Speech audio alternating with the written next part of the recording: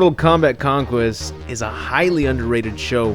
The series is a part of the same universe as the two live-action films, but it takes place many years before the events of the first film, and it tells the story of the great Kung Lao and the origins of Mortal Kombat.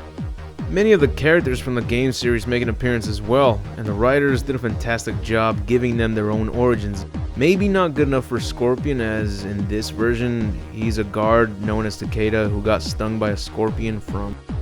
This is the Scorpio, stolen by Khan from a conquered realm. The soundtrack is pretty good. I can't complain seeing as they added some rockin' tunes with some old school techno. It's energetic, it gets you into the fights. And one thing this show does amazingly entertaining are the fight scenes.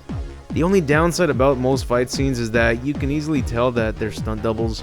That and the fact that there's very little blood. But they do a good job with battle damage as the fights go on. And the actors do a worthy performance to show their conditions.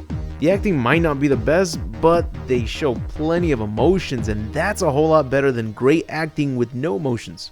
So, to summarize the story, Kung Lao competes in the Mortal Kombat tournament and manages to defeat Shang Tsung. He shows mercy, which becomes his greatest mistake since Shang Tsung will not rest until he's had his revenge. And this guy goes beyond options of killing Kung Lao, which makes for a very entertaining episode. But even though Shang Tsung is a great antagonist, he's not even the biggest threat. The Emperor Shao Kahn is insane, and I wish this version of Shao Kahn was the one we got from Mortal Kombat Annihilation. I'm sure he would have delivered his lines a hell of a lot more menacing. Kung Lao's friends Taja and Zero are pretty good support characters. Taja used to be a thief, Zero was a bodyguard, and then there's Raiden, another likable character in the series. This is also the Raiden I wish was in the first two films.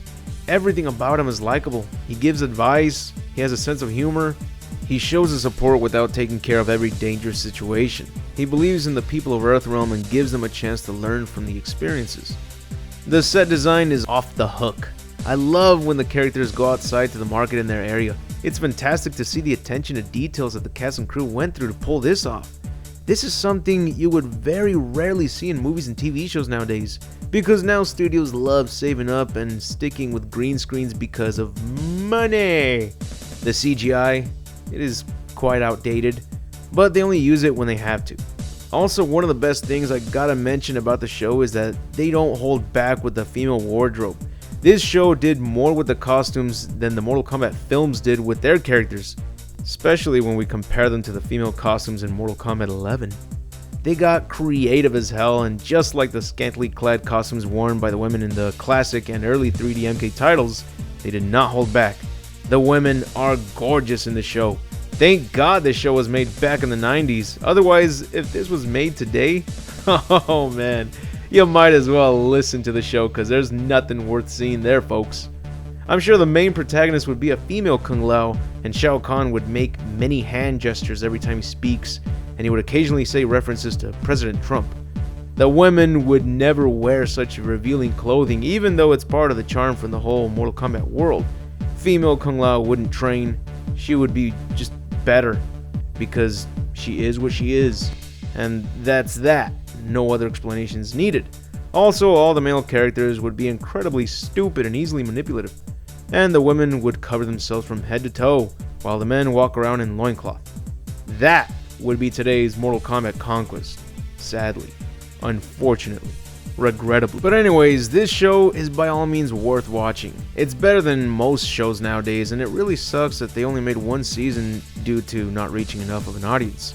I'll be making more videos talking about certain characters and episodes that really dove deep into the lore, and I know a lot of MK fans have missed out on them, maybe because of the reputation of the films, or because it's old and they only want something new. Just give them a shot, and I'm sure you'll enjoy it as well. But with that said, that's it for the video. If you enjoyed it, be sure to leave a like, share, and subscribe if you haven't. But most importantly, be sure to turn on notifications because YouTube won't bother to do its job, even if you're subscribed. Also, I'd like to give a big thanks to all my Patreon supporters. If you're a Patreon supporter, check out the exclusive videos on my Patreon. For videos like this one, I could only show images of the show with zoomed in and distorted clips, but Patreon isn't like that. I can actually show clips without any copyright claims. So if you'd like to see my Mortal Kombat Conquest videos using clips as examples instead of screenshots, then go support the channel, which is only $1. Sacrifice that McChicken for extra quality content, my friend.